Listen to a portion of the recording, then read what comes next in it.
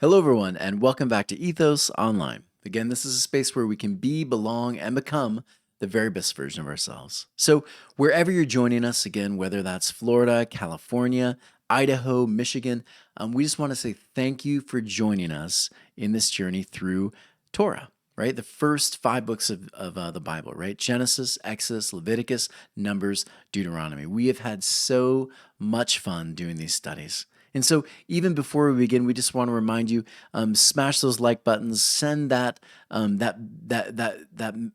video if you think it hit someone. If you think, oh, this could be really good, send those out to friends. Let's continue to grow this channel. And so, we are continuing to move through the book of Genesis specifically. And so, here at Ethos, we oftentimes what we do, we like to delve in deep. So we ask questions of the Bible, right? We want to approach it responsibly. And so, whatever we do, we always ask, what was the original language saying, right? Who was the audience? What are the deeper implications for that time, those people, that culture? We ask those questions first. And so, we ask who the rabbis were at that time, what are the most common interpretations after we do the hard work. Then we learn to apply it for today. And so that kind of historicism is what kind of is the engine behind everything we do here.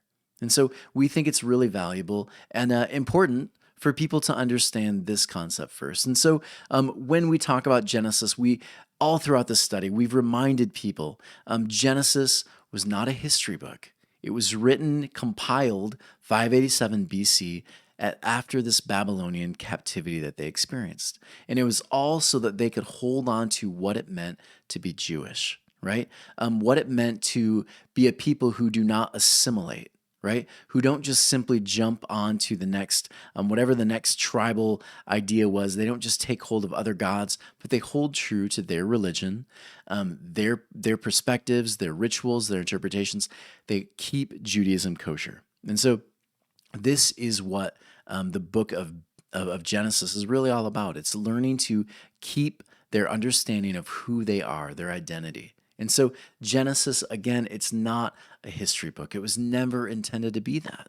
Instead, it's something so much deeper, right? It's a group of people looking to see who they are through the stories, through the passed down rituals, all of it. And it's so beautiful. And we get a really beautiful glimpse of the divine through these pieces. And so today we're going to delve into chapter 34 and we're going to finish off. We did it in two sections. So this is the second session of a interesting story about Dinah, right? And so chapter 34, 13 through 31. We're going to delve into that. What you'll notice about this is there is less rabbinic interpretation. There's less interesting points on just specific words, and there's more about these larger overarching themes. And so I'm going to share with you some of those, some of the interpretations, some connections to Old Testament stories, even some New Testament stories. We'll make all those connections today, and I think you will enjoy it as much as I did. So let's start by reminding everyone, first off, we just finished 1 through 12, right? Chapter 34, 1 through 12, which was again the story of Dinah, right?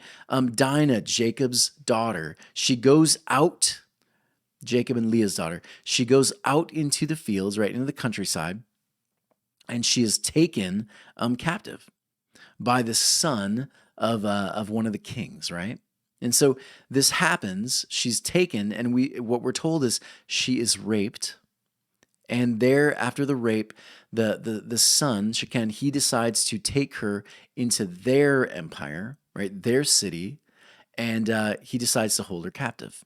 And so this is what happens. Now, as I'm reading this, there are other interpretations, right? Dinah is often in our understanding, our interpretation today. We understand women's rights. We understand the deeply appalling act of rape and what it does to a person, right? Back then they didn't. And so the victim, of course, for Jewish people who are reading that during that time era, it would have not been Dinah. Dinah would not have been the victim. The victim, of course, would have been Jacob and Jacob's reputation, right? And again, that's hard to swallow for us today. Today, we notice there are many victims in these stories. Back then, that was not the case. And another interpretation that if you read enough into Jewish studies, you'll know that Dinah, there's another interpretation that is also very popular during that era, was that Dinah is doing what Leah did. And so when you remember the story of Leah, Leah goes out into the field, right? She is wearing jewels. She's there to seduce Jacob, to have another son. And so Leah, we're told, goes out into the city, out into the town, out into the field in order to catch his attention, right? To seduce is the idea. And so many rabbinic traditions will say Dinah does exactly what Leah does. And this is one of the reasons why many people will say, back then at least, the interpretation was that Dinah was not the victim, right? Now, for me, however, I look at this and I say, modern tradition, I understand the old.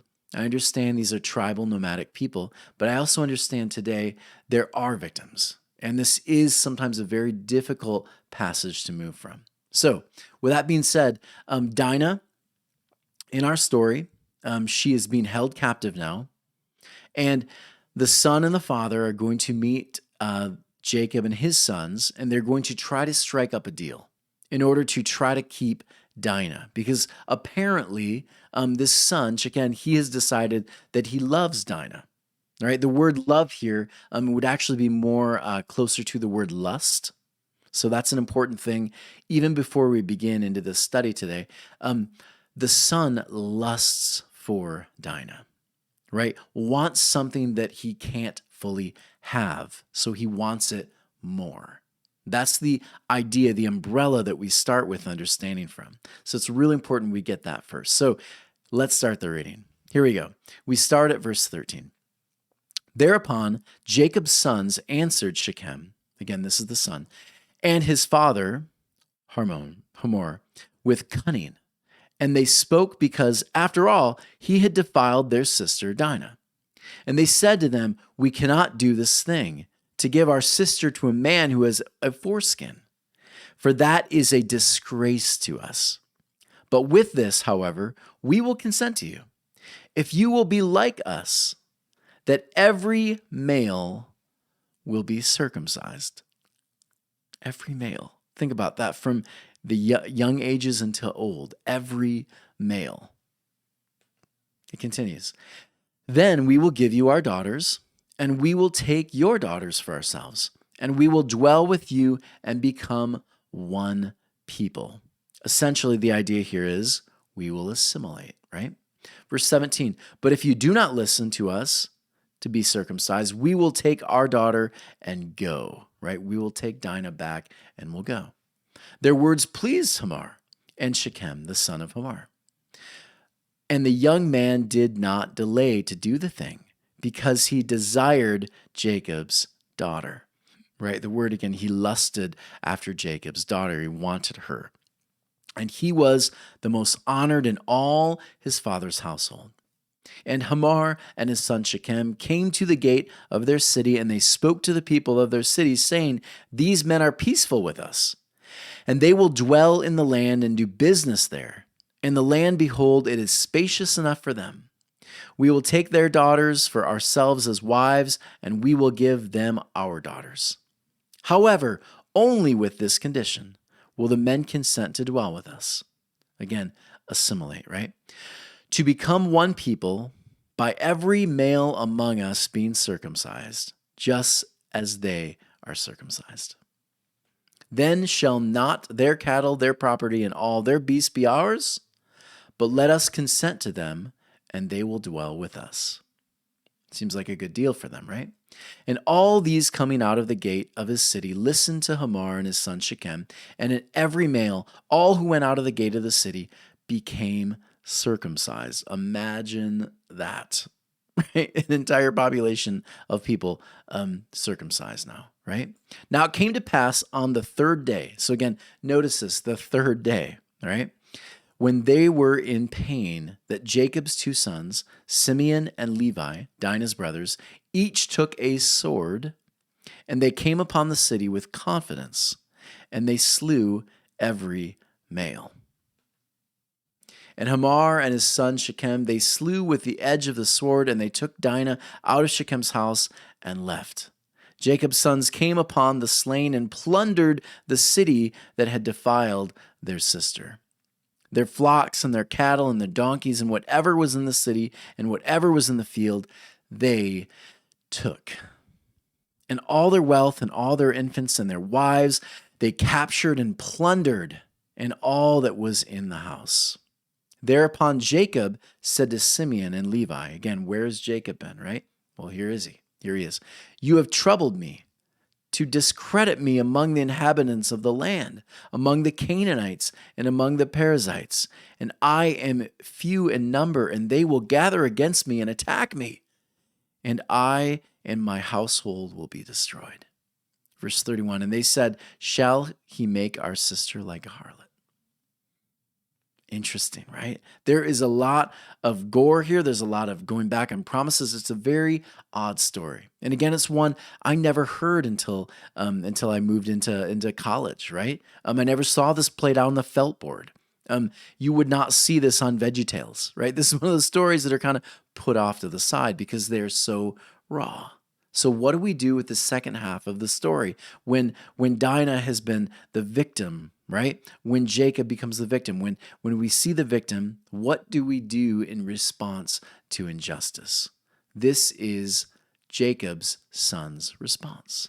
And so let's move through this. Verse 1, notice this. Jacob, his sons answered Shechem, and they use cunning, it says. The word here, it means deceive, right? And so here's the question one might ask. They are Jewish, right? Let's start there. They're Jewish, and they have an understanding that lying goes against Torah. And so the question that many rabbis have when this text first begins is it ever okay to lie to someone who is unjust? Is it ever okay to lie to an evil person? To manipulate someone, right? Judaism has a long, kind of ugly tradition of other people looking in on Judaism. They will often say they are sinister or they're cunning or they're deceitful. The question often for Jews was very simple. If the person is evil, if they're bad, if they're not one of us, do we have the right to deceive them in order to gain something? Right? The Gentile, the Roman, the Babylonian, our enemies. Can we lie in order to keep ourselves safe? Where does the line draw? And understand this, with a question like this, rabbis would spend hours on a Shabbat, and they would discuss something like this. And oftentimes it would lead to deep, deep arguments that would continue on all throughout the month.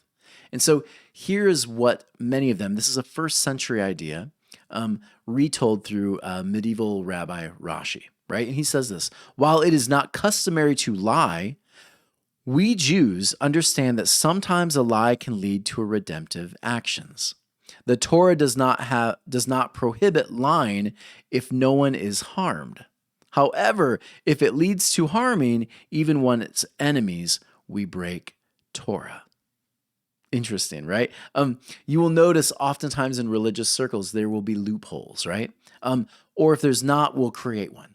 Right? And so for Judaism, there are many, many loopholes that are created, this being one of them. So it's an interesting point. If the brothers were simply lying in order to help their sister or even bring about a way to like connect the two tribes in a peaceful way, and it just happened to be that they tricked them, then they would say that's okay with Torah, right? They would say that's solid, that's okay. But here's the problem. For those who know the story, this is not what happens. There are people that are harmed, right? We know that from reading this. They actually break Torah here, right? The sons do. And so the whole idea, think about the irony of this. The sons are mad because Jacob's honor has been hurt. Jacob's reputation has been hurt. Yet what are they doing here? Right? They're responding by hurting their father's reputation. They're going against Torah. And so think even deeper for a moment, and I'm almost jumping ahead here, but think about this. If Torah asks that we treat our enemies with honor and respect, and we ensure that even in deceit, we are not harming them. Think about what this means when they're in captivity.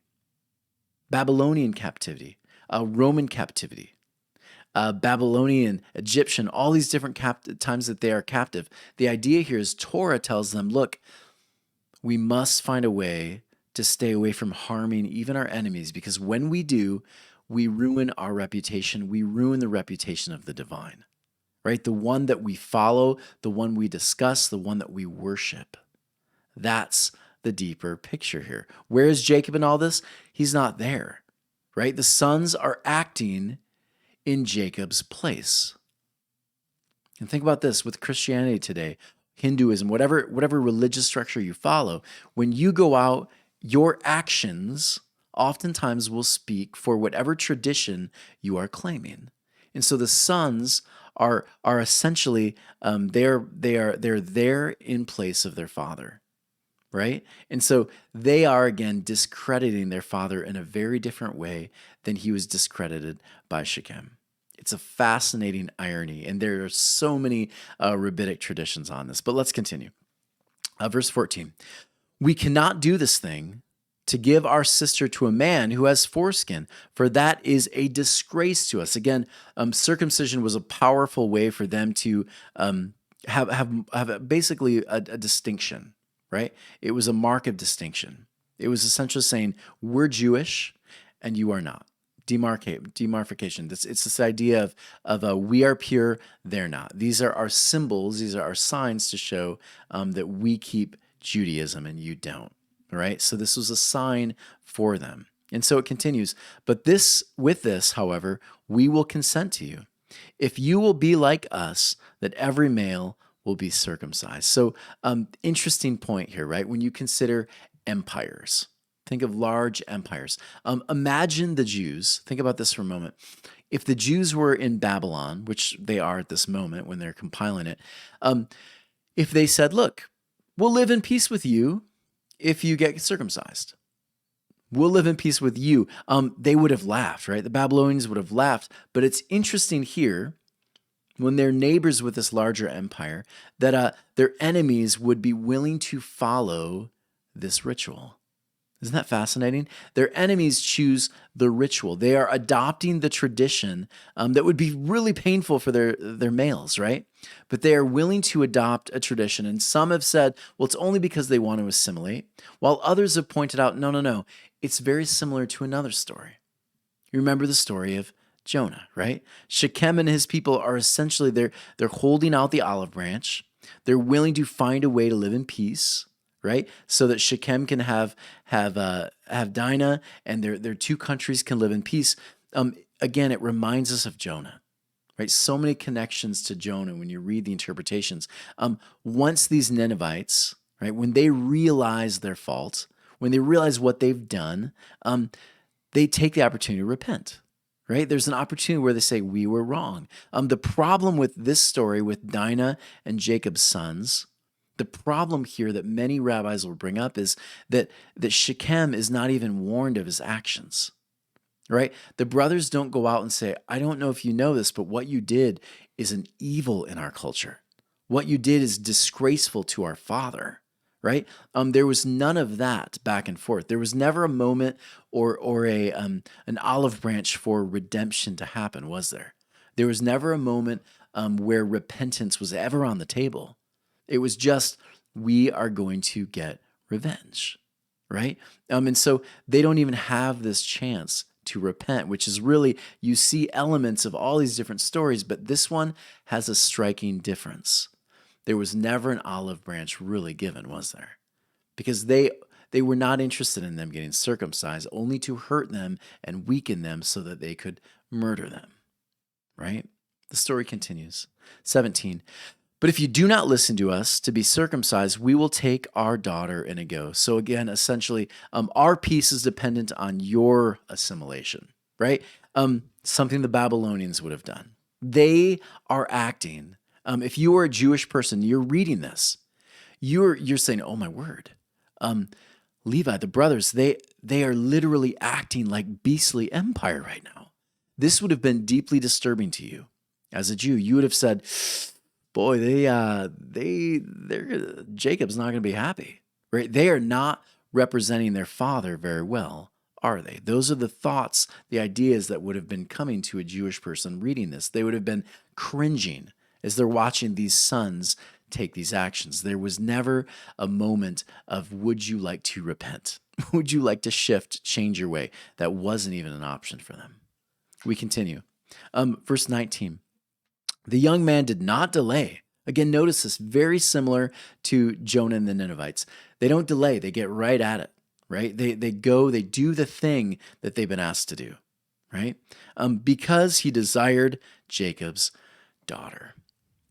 So again, this word is often skipped over. We forget this. Have you ever done the right thing for the wrong reason? I wonder if you have. I have. What's interesting here is that Shechem wants peace, but he only wants it because of what he's getting in return. It's desire, it's lust, right?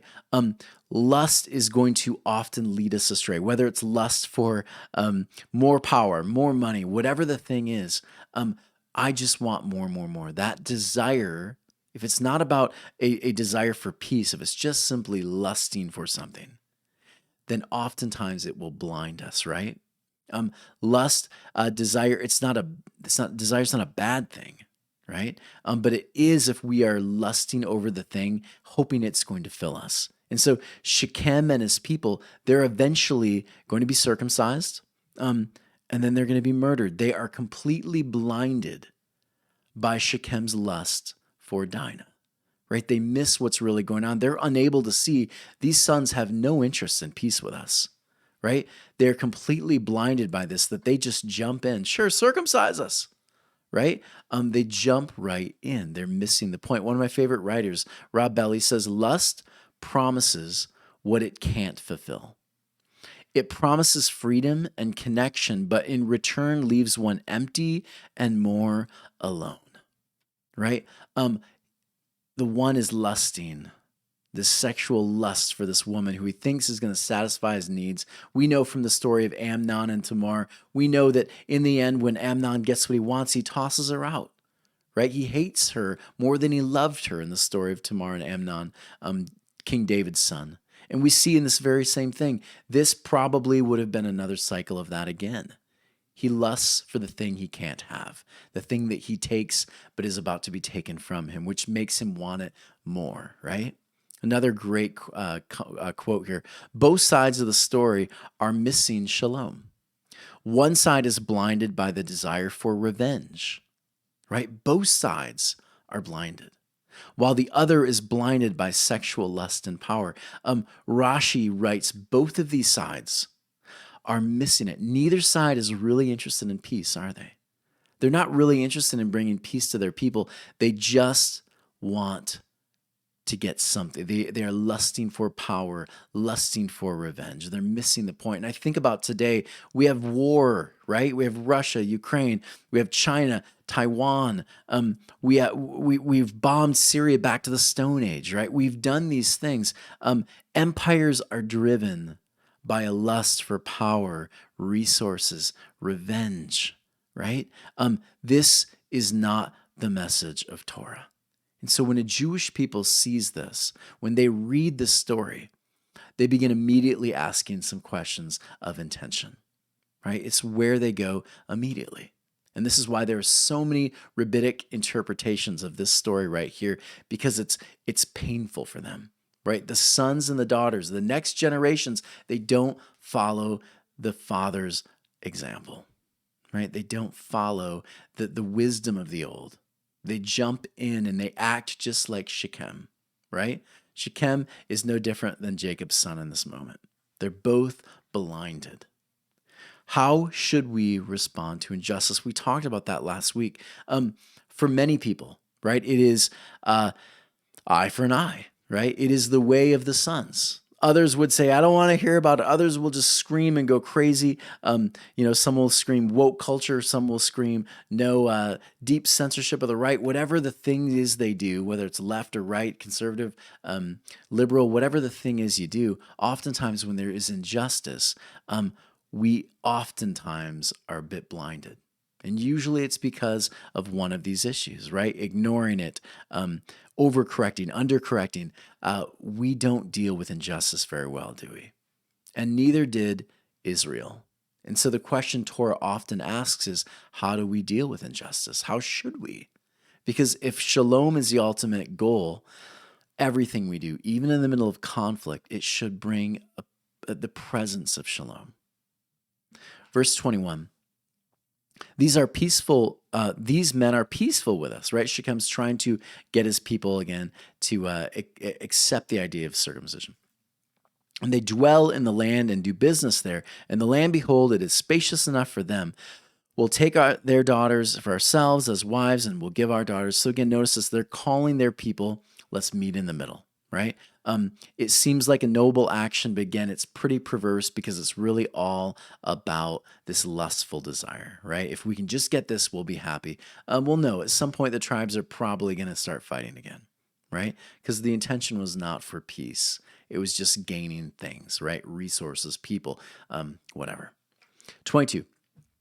However, only with this condition will the men consent to dwell with us, to become one people, by every male among us being circumcised just as they're circumcised. So again, blindly walking into it, right? I remember a story, and I know so many of you do too, right? How could an individual be so easily persuaded to do something ridiculous, right? To us, this would seem crazy. 43, 42, you're going to get circumcised? Whoa, 70-year-olds getting circumcised? What? Right? But then I think about these stories.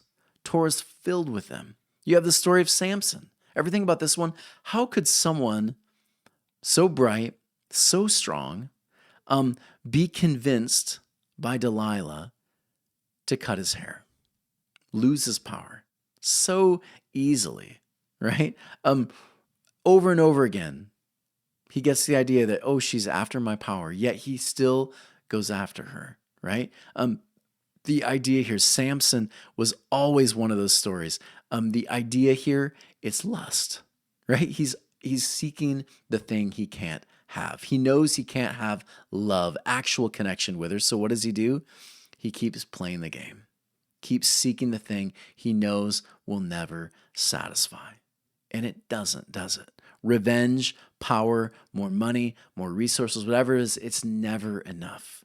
It was never meant to satisfy. And this concept over and over again gets brought up in the story. Verse 23. Notice this. They will dwell with us. They will assimilate. When you are a Jewish person and you read this, they will dwell with us. Please know this is horrific for them. Immediately they make the connection of, whoa. We don't assimilate, right? We don't dwell with them. They dwell with us. That would have been the idea, right? We dwell together. We dwell with the divine. We don't dwell on your land, with your culture, with your rituals. This would have been an immediate red flag for them, right? As they're reading the story. It goes into verse 25. Now it came to pass on the third day, when they were in the pain, that Jacob's sons, Simeon and Levi, Dinah's brothers, took their sword. Notice this is the third day. Oftentimes in most Jewish story, this is when redemption happens, right? The third day is where justice takes place, right? And for many of us, we think of the third day. This is where life kind of blows up, right? In the Genesis account of creation. This is where Jesus pops out of the tomb. This is where life begins again, right? And so interesting again that the writers use third day. The idea here is that this is where the sons think they're going to experience life again by taking life. So the question any reader is going to have is this going to be true, right? Will they really experience third day? Will they really have the redemption they're looking for, right? Will the death of these men, will it bring about a resurrection, right? Will it bring about new life for them? Will it bring about a new picture of their father Jacob's reputation? This is the question they're having of third day, right? So again, notice this. The trick, the circumcision, they want total revenge, don't they? Every male. They slew every male. Notice this, it goes on. They plunder the city. They took the daughters, they took the cattle, the donkeys, infants, wives, everything, right? It is total. It is complete revenge. It is intense. It's grotesque. The whole story, we have a rape. We have basically a genocide of the males in the city. We have them taking their women, their children. We might call that rape, right? Eye for an eye. I think they overdid it, right? The story is pretty intense. But notice how it ends. And also understand this, verse 31, typically in most Jewish interpretations, verse 31 is actually verse 1 of chapter 35. It's usually pushed next, and usually it ends in verse 30. So watch what verse 30 says. Therefore Jacob said to Simeon and to Levi, "You've troubled me." Interesting, yeah. To discredit me among the inhabitants of the land, among the Canaanites and among the Perizzites. And I am few in number, and they will gather against me and attack me. And I and my household will be destroyed. Interesting. Notice this. Jacob is not celebrating. Jacob is not happy with his son's actions. He does not seem to feel like this was the right action. He does not feel like this is third day redemption, does he? He actually understands the deeper implications of Torah, doesn't he? He understands that eye for an eye is going to lead to something really painful, isn't it? He understands eye for an eye is actually going to cause these larger empires to attack them. And this is why later you'll see they will have to run. They're going to have to flee the land that they were essentially given. They're going to have to flee again. They're going to have another Exodus experience, and the cycle continues for the next generation. Yeah, you see it. And this is why Jesus says, but I say to you, Matthew chapter 5 says, but I say to you, do not resist evil, but whoever shall smite thee on their right cheek, turn to him the other also. This is so beautiful. And we've talked about what this meant culturally in Jesus' time. But again, just on a simple, very easy understanding here, we understand Jesus is saying, look, reconsider Torah. Don't go Hammurabi. Don't be Babylonian in this moment, right? Don't seek revenge. It's not the way to shalom. Eye for an eye will make the world blind, Gandhi, right? Lust for revenge, lust for power, it's not going to bring you peace. It's only going to bring more pain, more brokenness. And this is why one of my favorite interpreters, he says this, had Jacob's sons sought reconciliation over revenge, the conflicts with the Canaanites and the Perizzites would have been at the very least lessened and at its best peaceful. Right? 2020. History is always 2020. But because his son's reaction, again, they're going to run. This was a painful lesson for them. Jacob's reputation is essentially ruined for all the neighboring empires. This was a painful lesson, right? You don't see many clean hands in the story, do you? But again, the idea, the deeper implication here is they finally get to this land, the promised land, and the question is, what will we do when we get there?